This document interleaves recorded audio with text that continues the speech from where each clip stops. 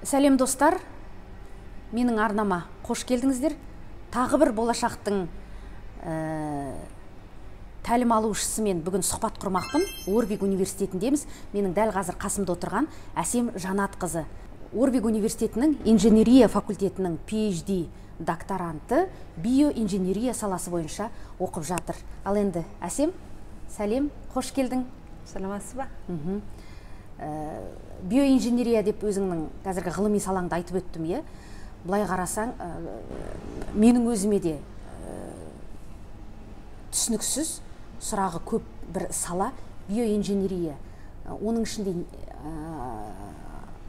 қандай тақырып бойынша ғылыми зерттеу жасап жатырсың? Жалпы биоинженерия деген қандай сала, көрермендерге түсіндіріп өтсең? Үлкен рахмет, мені осы жерге шақырып бүгін сұхбат алып жатқаныңызға. Мен биоинженерия мамандығы бойынша докторантура оқып жатырмын, зерттеу жұмысын жазып жатырмын. Өзімнің бірінші мамандығым бойынша мен программистпін, яғни компьютер арқылы, код арқылы программалар жасап шығаратын едім. Бұған дейін 10 жыл бойы мен Қазақстан университеттерінде осы software engineering бағдарламасы бойынша ағылшын тілінде сабақ беретін. Өйткені менің бірінші мамандығым computer science және software engineering бірінші болашақ бағдарламасымен бакалавриатты осы мамандық бойынша мен Америкада оқып бітірдім. Қазақстанға қайтып келіп магистратура жасадым, сосын барып жаңағы Қазақстан университетінде, Қазақ-Британ техникалық университетінде компьютер мамандығы бойынша сабақ бердім.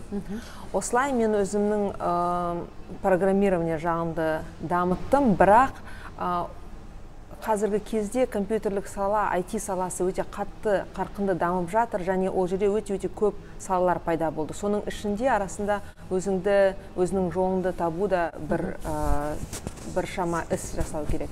Бірақ менің есімде, менің әкем осыдан, мен кішкентай болғанда сен программист боласың деген сияқты маған жол көрсеткен, ал сосын мен сол салада жүргенімде бір 10 жыл бұрын ба бір жерде биоинженерия саласы туралы айтып қалған.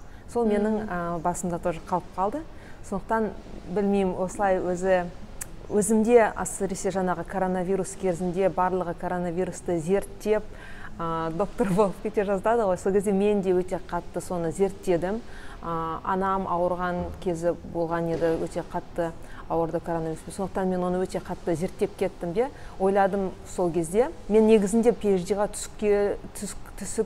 түсетін арманым болған еді, және мақсатым болған еді. Бірақ әлі дәл қай салада екенін таңдай алмай жүрген едім. Сол коронавирус кезінде мен жаңағы коронавирусты өте қатты зерттеп, қалай жұмыс істейді, қалай организмде не болып жатыр деген сияқты кәдімгі медицина саласына кіріп кете жаздадым. И сол кезде мен ойладым да, мен соншалықты көп зерттеп жатырмын, қаншама ақпарат алып жатырмын, статьялар оқып жатырмын, осы білімді бір жерде қолдану керек деп. Сондықтан өзімнің таныс профессорыма осы Орвик университетіне мен жаздым, хат жаздым. Осылай мен зерттеп жатырмын, маған бұл қызықты болып кетті. Қазіргі кезде барлық институттар, университеттер осыған бүкіл күшін салып, дамытып, зерттеп жатыр. Мүмкін сізде де осындай жұмыс бар шығар. Егер бар болса, мен соған қатысқым келеді деп жаздым. Нақты жұмысыңды айта аласың ба? Қандай жұмысың қазір? Өйткені коронавируспен қатыстырып отырсың да. Бірден жаңа өзің айтқандай IT саласынан, ақпараттық технологиялар саласынан медицинаға қарай ойыстың. Былай біріншіден айтқанда, мен биомедицинада зерттеу жасап жатырмын деген кезде көп адам, менің әсіресе достарым, бірге оқығандарым түсінбейді, қалайша сен инженерингтен мына жаққа өтіп кеткен деген. Бірақ негізінде мен инженеринг білімімді, яғни жаңағы код жазуды және биоданныйды зерттеу үшін пайдаланамын. Былай өте нақты келетін болсақ, онда менің мамандығым биоинформатика деп аталады. Яғни мен адамның жаңағы анализдерін, қайсы қалай немен байланысты екенін, соның ішінде көптеген әлі де білмейтін аурулар бар да, неге организм әртүрлі кездерде әртүрлі реакция береді, соларды мен программалық түрде зерттеймін. Өйткені мысалға доктор анализдерді көріп, мысалы менің екінші профессорым, супервайзерім, ол өзі молекулярлық медицина профессоры, осы Кавентридегі больницадағы департаменттің бір басшысы болып кетеді, және осы университетте сабақ береді. Сол профессор мысалға биоданаларды көреді де, өзі бір ойға келеді, бір дерлік гипотеза ойлайды, бірақ та оны зерттеп жеткізу үшін өте үлкен даналар. Мысалға менің қазіргі жұмыс істеп жатқан даналым санасы 170 мың анализді мен зерттеймін, яғни 170 мың адамның анализін деуге болады. Оның ішінде тағы да 40 шақты биоматериалдар бар зерттейтін. Оны былай жай көзбен оқып, бір тұжырымға келу өте қиын. Бұндай жерлерде бізге компьютер керек, және компьютерді қолданып, код жазып керекті информацияларына. Сол жерде сенің жаңағы бірінші бакалаврдағы білімін көмектеседі. Сонда мен өзімнің де жаңағы инжиниринг білімімді медицина саласында пайдаланамын. Әсем, осы жерде бағана ғана айтып өттің ғой сен, арманым болған PhD-ге түсу деп, сол бір арманыңа қарай шегініс жасасақ, өткенде өзіңмен әңгімелесіп отырған кезде Джек Райан фильмін мысалға келтіріп айтып кеттің, тура сол фильмдегі басты кейіпкер секілді мен де өзімнің велосипедіме отырып алып, корпусқа қарай тартып отырып, сосын кейін компьютеріме келіп отыра қалып, ашып жіберіп, зерттеуімді жасасам, өзімді соның орнында елестетем деген едің. Демек, сол фильм өзіңе бір түрткі, бір мотивация болды деп айта аламыз ғой? Болды, өйткені мен ойлаймын, адам өзіне бір мақсат қойса, және оның қалай болаты туралы ойласа, соған оның өзі талпынады, бүкіл өзінің бар болмысымен соған талпынады. Сол сияқты мен де жаңа коронавирусты зерттеп отырып, негізде мен киноны көп көре қоймаймын, бірақ сол кезде бәріміз үйде отырмыз карантинде, осы кино шықты Amazon Prime'да, сосын мен оны аштым да, бірінші кадрлар, бұл сол киноның ең бірінші кадрлары. Мен сол жерде бір өзінің жұмысына қатты берілген, және өзінің жұмысын өте қатты жақсы жасайтын адамды көрдім, былайша айтқанда dedicated. И бұл маған өте қатты әсер етті. Мен дәл сол кезде осы қай салада жұмысымды жасаймын білмей отырған едім да. Бірақ оның экранын көргенде ол сонда финансовый аналитик болады да. Мен енді биоаналитик болып шығып жұмысымды солай істеп жатырмын. Әсем, бағана ғана нақты деректі келтіріп өттің, 170 мың адамға зерттеу жасаймын дедің. Ол 170 мың адамды қайдан алдың? Жаңағы менің екінші супервайзерім, осы Кавентридағы хоспиталдың басшысы болып істейді, және де оған түсетін адамдар, және анализы данных оған барады да.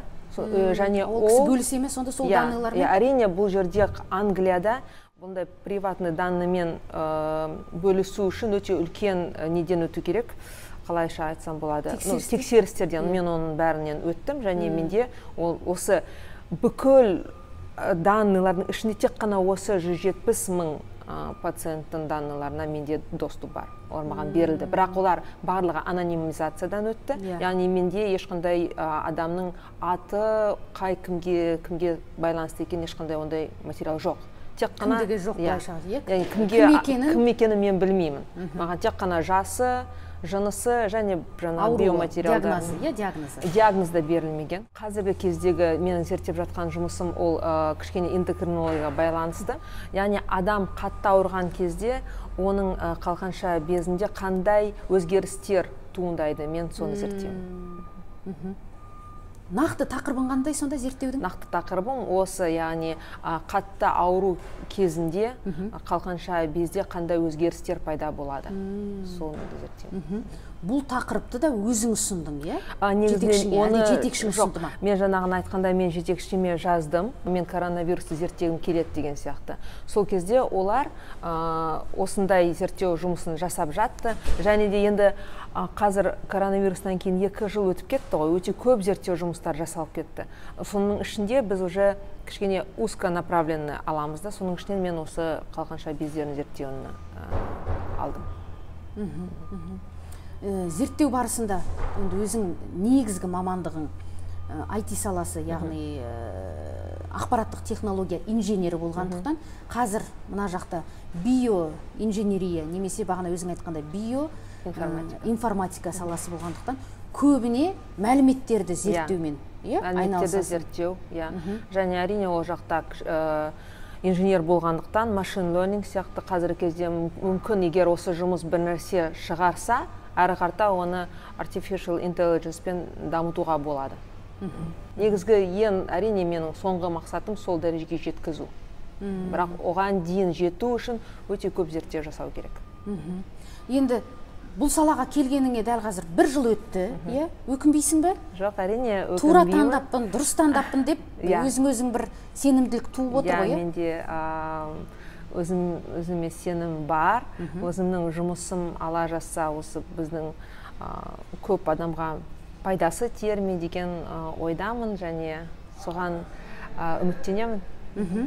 Енді зерттеу барысында ғалым деген әртүрлі халықаралық деңгейдегі конференцияларға, басқа да бір ғылыми жұмыстарға араласады дегенде, өзіңде ондай мүмкіндіктер болып жатыр ма? Осы жылы мен бірінші рет Лондонда Artificial Intelligence туралы конференцияға қатысып келдім. Ол конференцияда менің байқағаным, негізінде қазіргі кезде адамдар енді көп жақты дамып, әртүрлі салада дамып, ең бағалы бізге керек нәрсе ол денсаулық болып, соған өте көп мән беріліп жатыр. Сондықтан мен де өзімнің қаншалықты, былай айтқанда, қазіргі кезде ең керекті бір салада жүргенімді түсіндім. Сондықтан өте көп білім алдым, басқа адамдардың осы биомедицина саласында қандай зерттеулер жасап жатыр, солармен танысып, мен өте шын айтсам таңғаларлықтай жағдайда болдым. Өйткені олар енді жаңағы Кембридж, Оксфорд университеттерінде біздің әлі баша айтқанда ақылымызға сыймайтын нәрселерді зерттеп жатыр. Әсіресе көп мән беретіні бұл адамның, былайша айтқанда, well-being, яғни психологиялық тұрғыда өзін жақсы сезіну, осы өмірді бір осы сіз айтқандай өзімен өзі satisfied, өзіне өзі көңіл толып өмір сүру, қанағаттану туралы сондай мәнді көңіл бөлініп жатыр. Осы жерде мен көрермендеріме айта кетейін, artificial intelligence туралы, жасанды интеллект. Ол жасанды интеллект, қазақшасы, және жасанды интеллект деген қазір әлем бойынша бір өте бір керемет өзекті тақырып болып тұр, тек қана IT саласының мамандары үшін ғана емес, кез келген саланы жасанды интеллектімен байланыстырып жатырмыз. Қазір тіпті жасанды интеллектіні пайдаланып сценарийде жазу, поэмада жазу, прозада жазуға болады деген байламға келіп жатыр. Мысалға, енді өзің бірінші мамандығың IT саласының инженерісің, жасанды интеллекті туралы бірінші мамандығыңа қарай ойсайық енді, бұның болашағы қандай? Оның қауіпті жағы да бар ма, әлде пайдалы жағы көбірек пе, басым ба? Пайдалы жағы әрине көбірек. Мен өзім шын айтсам, ол жақта ешқандай қорқынышты нәрсе көріп тұрған жоқпын. Оны мүмкін кинода әртүрлі қызықты қылып көрсету үшін, мүмкін былай халықты кішкене бір басқа жағында көрсетуге тырысады да, яғни фантастика сияқты. Бірақ менің ойымша, ол ондай дәрежеге жетуге тиісті емес. Өйткені қазір әсіресе осы жылы жаңағы мен конференцияда болғанда, Англия жаңағы artificial intelligence бойынша лидерлік позицияда тұр, және олар бұны тек қана жай дамытып қана қоймай, ішінде заңдарды қабылдай бастады. Яғни бұл қалай даму керек, ішіндегі даналар қалай зерттелу керек, және қай бағытта даму керек. Бұл жерге қандай шектеулер қою, яғни этикасына да, зерттеу саласында этикаға да өте көп мән беріліп, заңды түрде қай жерде керек шектеулі жасап, оны дамытып, заңдарды қабылдатып жатыр. Оның үстіне зерттеу жасап жатқан адамдардың үстіне де бір responsibility, жауапкершілікті де артып қояды. Сондай нәрселерге көп мән беріліп жатыр. Сондықтан менің ойымша artificial intelligence тек қана біздің өмірімізді одан сайын байытып, жеңілдетіп, және де әрине осы арқылы біз тезірек дамимыз. әр адам мен осы artificial intelligence-тың кесірінен жұмысымды жоғалтамын деп ең қорқыныштан арылып, сол artificial intelligence-ті өзімнің жұмысымды әрі қарай дамыту үшін қалай қолдану керегін деп сол жағын қарастырып үйрену керек. Өйткені бұл енді біздің өмірімізде бар, және ол әрі қарата даму береді. Осы салаға біздің елімізде де мысалға біз қазақ тілін дамыту керекпіз, жаңағы тілді дамытуға қолдану керекпіз. Тілімізді дұрыстап деген сияқты соған да мән беру керек. Өйткені болашақта осы бүкіл artificial intelligence роботтар барлығы ағылшын, орыс тілінде сөйлей берсе, біз артта қалып қалуымыз мүмкін. Бұл өте маңызды. Сондықтан біздегі ең басты мәселе қазір бізде тіл ғой. Тілді дамытуға және тілді үйретуге арналған программалар жасауда қолдануымыз керек дейсің ғой. Мен ойлаймын, ол бір маңызды нәрселердің бірі. Енді жалпы ғылым дегенге келсек, ғалым деген бір өте бір, білмеймін енді, ғалымдарды өзім құрметтеймін. Біздің мемлекетте бәлкім бір сондай бір керемет дәрежеде ғалымның құрметі жоқ шығар. Енді шыны керек, мына шетелде, Европа елдерінде, дамыған мемлекеттерде ғалымның құны жоғары. Өзінің бағасын алған адамдар, және де ғалымның еңбегі соған сәйкес өте қымбат бағаланады. Ғалымдар деген жалақысы да көп, былай басқа дәрежесі де жоғары адам. Англиядағы ғалымдар, өзің Америкада оқыдың, Кувейтте жұмыс істедің, Қазақстанда да жұмыс істедің, Англияда қазір қайтадан оқып жатырсың, осында. Осы 4 мемлекеттегі ғалымның мәртебесі, дәрежесі туралы салыстырмалы түрде айтып берсең. Менің ойымша қазіргі кезде Қазақстанда да ғалымға көп көңіл бөлініп, бұл сала дамып жатыр. Кеше ғана мен Қазақстаннан бір ғалым адаммен сөйлестім, мысалға, ол да айтып жатыр, менімен танысып, қандай жұмыстар жасағанын туралы сұрастырып, және мен Қазақстанда дамып жатқан ғылымға қалай өз үлесімді қоса аламын, сол туралы сөйлестік. Қазіргі кезде Қазақстанда шынымен ғылыми кадрлар жетіспейді. Сондықтан менің ойымша бұл сала өте жақсы, және де көптеген адамдар бізде мынадай бір қорқыныш болады да, ғылым саласы бір сондай қиын нәрсе, түсінуге өте қатты қиын сияқты көрінеді. Көп адамдар тырыспай бірден ол жаққа өзінің жолын жауып қояды. Бірақ мен ойлаймын, ол негізінде олай емес. Егер сіз осылай ақырындап оқып, кішкентай салаға кірсеңіз, бұл өте жақсы өмірге таңдалған жол деп есептеймін өзі. Және де қазіргі кезде барлық жерде де ғалымдар өте қатты жақсы бағаланады. Және де әрине, егер сіз PhD дәрежесіне жетсеңіз, маған әлі 3 жыл бар оған дейін, және көп жұмыс жасауым керек. Бірақ менің ойымша, егер PhD атағын алғаннан кейін, бүкіл әлемде жолдар ашылады. Енді салыстыра кетсең, 4 мемлекеттегі жағдайды, немесе Англия мен Қазақстан. Егер ол жақты салыстыратын болса, әрине енді мына жақта осы Англияда, және менің осы Уорвик университетінде ғылымға деген бөлінетін көңіл, қаражат өте үлкен. Және де осы қаражаттың арқасында академик фридом деген сияқты әртүрлі идеялар келеді ғой. Академиялық бостандық. Академиялық бостандық, оның үстіне әртүрлі идеяларды өмірге асыру мүмкіндігі көбірек болғандықтан, мына жақта әрине ғылым өте қарқынды дамып жатыр. Ол уже өте, былайша айтқанда, болашаққа қарай ұмтылып, болашақта болатын проблемаларды шешетін ғылыми зерттеулер жұмыстар жасалып жатыр. Біздің елде қазіргі кездегі проблемаларды шешетін ғылыми жұмыстар керек. Және әрине де мүмкін қаражат бөлініп жатқан да шығар, бірақ менің ойымша көптеген ғалымдар бұл қаражатқа қалай қол жеткізуге болатынын мүмкін білмейтін шығар. Менің ойымша кішкене ақпарат көбірек бөліну керек. Бір осы саланы көбірек көңіл бөліп дамыту керек. Яғни былайша қарағанда ақпарат жетіспейді. Ақпарат көбірек бару керек ғалымдарға. Олар өздерінің проектілерін қалай жазып, қай жерге оны жіберіп, қалай дамытуға болатыны туралы ақпарат жіберілу керек. Мысалға қазіргі кезде болашақта 500 ғалым деген бағдарлама пайда болыпты. Ғалымдар өздерінің жұмыстарымен шетелге келіп практика алып кетуіне болады. Сондай программа бар екен, сондықтан мен ойлаймын, бұл өте жақсы мүмкіндік.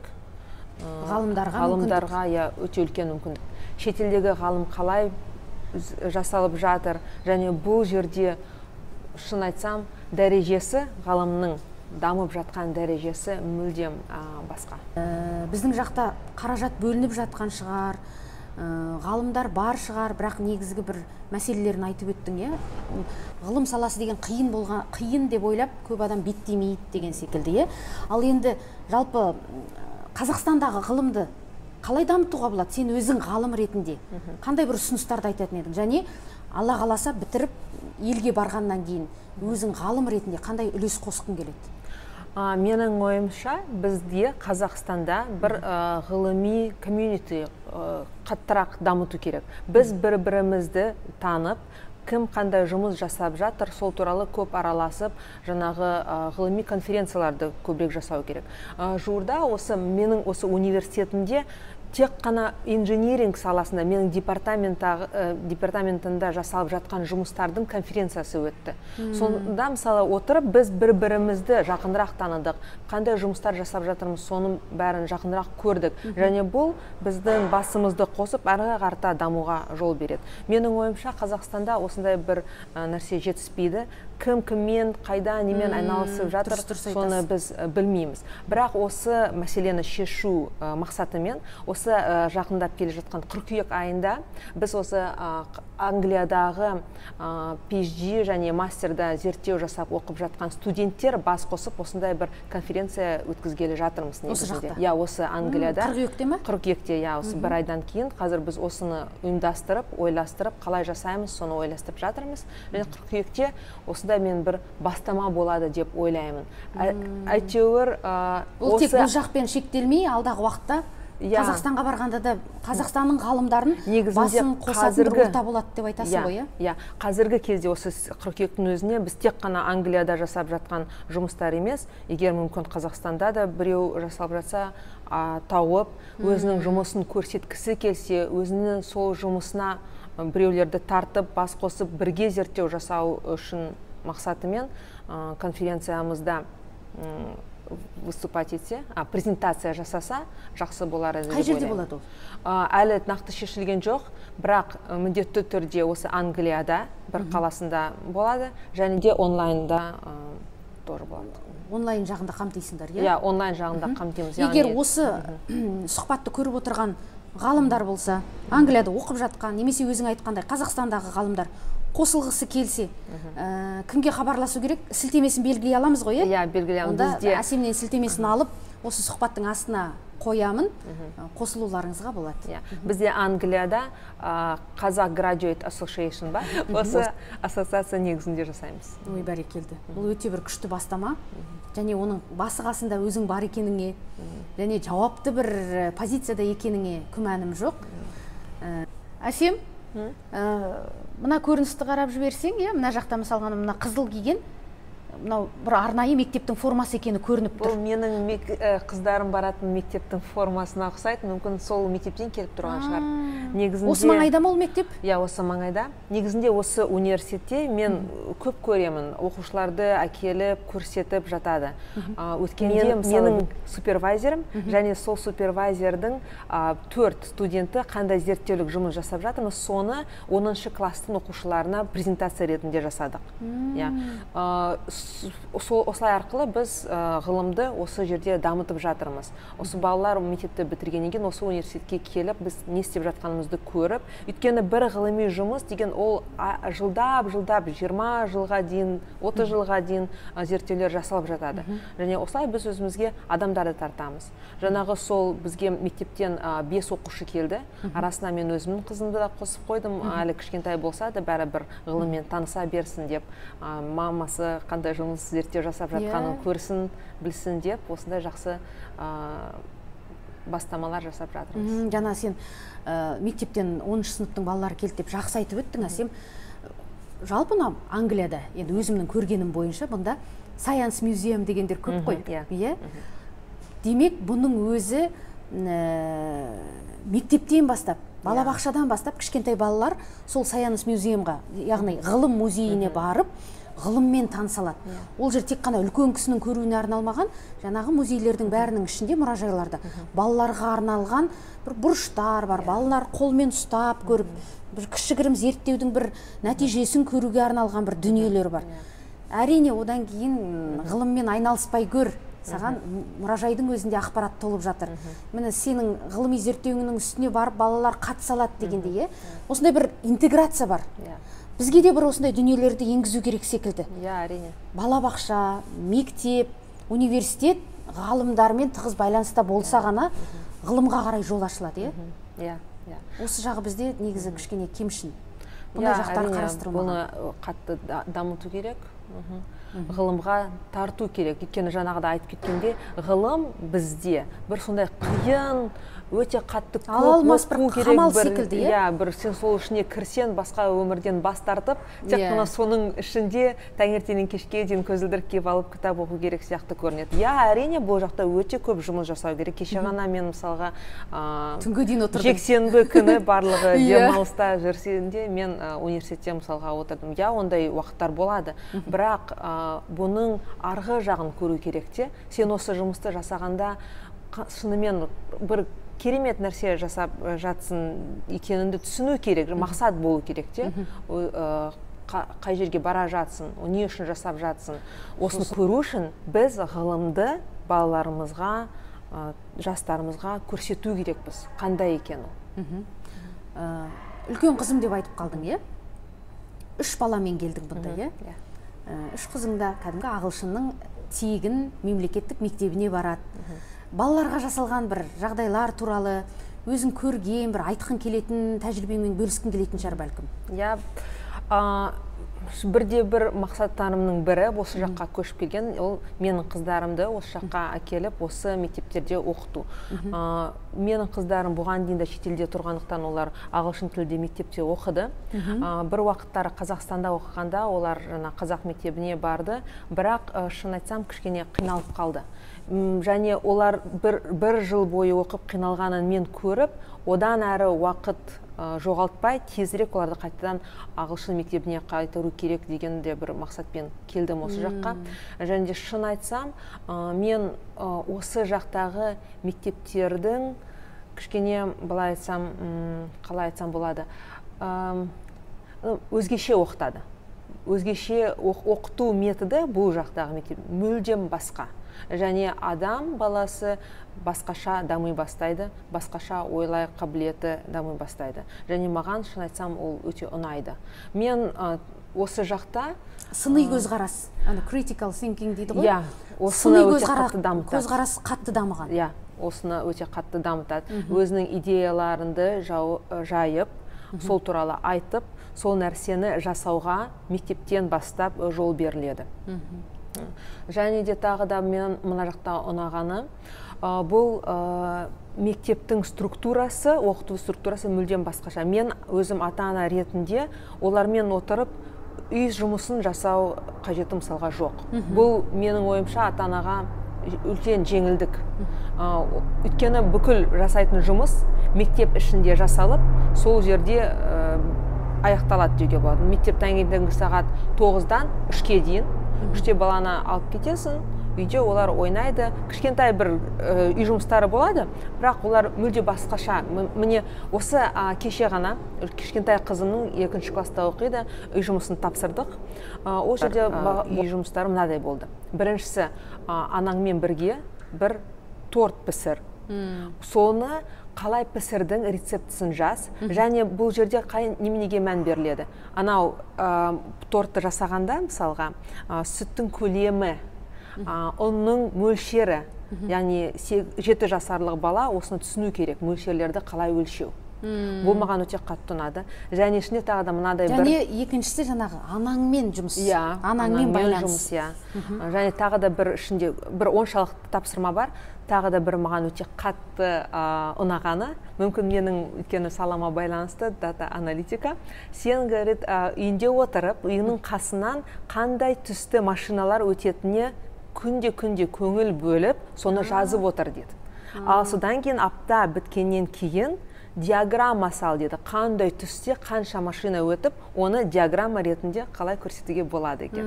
Мысалға, менің 7 жасарлық қызым, былай қарасаңыз, бұл жаңағы зерттеу жұмысы ғой. Дата аналитикаға үйретеді. Дата аналитика, бұл дата аналитиканың ең бастамасы. Қарапайым бастамасы, Соны үйретіп жатыр, Бұлайша айтқанда мектепте зерттеу жасап отыр бұлай. Мектепте зерттеу жасап жатыр, Содан кейін ғылыммен айналыспай көр деңізші. Ғалым болмай көр. Мектептен басталған осындай бастамалар шындығында үлкен ғалым болуға, ертеңгі күні ел үшін қызмет етуге жол ашады ғой. Сосын тағы да айтып кететін, мысалға біздің университетімізде мынау міне Faculty of Art, және осының қасында ар жақта Warwick Art Center бар. Ол жақта ылғи түрлі бағдарламалар, театрда қойылатын мюзиклдар болып жатады. Және осы жерлерге біздің балаларымызды мектептен әкеліп көрсетіп отырады. Арасында олар өздері де осыған қатысып, өзінің үйірмелер болып, өзінің таланттарын әрі қарата дамытады. Соның арқасында бұлар, менің қызым, мысалға жақында мен де кітап жазушы болғым келеді. Сондай бір нәрселер жазғым келеді. Ертең оны театрда қойсын деген сияқты. Мысалы, бұның өзі жаңа театрға барып, түрлі мюзиклдарды көріп, балалардың ішіндегі қабілеттерін ашуға көмектеседі. Сол олардың өзі қалай дамыту жолдарын оларға ашады. Әсем, көп рахмет. Өте бір қызықты әңгіме болды. Биотехнология, биоинформатика, биомедицина дейміз бе? Біз білмейтін салалар ғой, сол туралы бір мағлұмат алдық деп ойлаймын. Еңбегіңе, зерттеуіңе табыс тілеймін. Жақсы бір өзің ойлаған, өзің армандаған, мақсат қойған дәрежедегі білімді алып, ел игілігіне жұмсайтыныңа сенімдімін. Сәттілік тілеймін. Үлкен рахмет, сізге де сәттілік тілеймін. Рахмет. Баршаңызға рахмет. Бізде бүгін сұхбатта болып, маған өте бір күшті тәжірибесімен бөліскен Әсем Жанатқызы 2 мәрте болашақтың иегері, Warwick университетінің PhD докторанты менің арнама жазылып, үнемі бақылап жүріңіздер. Аман болыңыздар.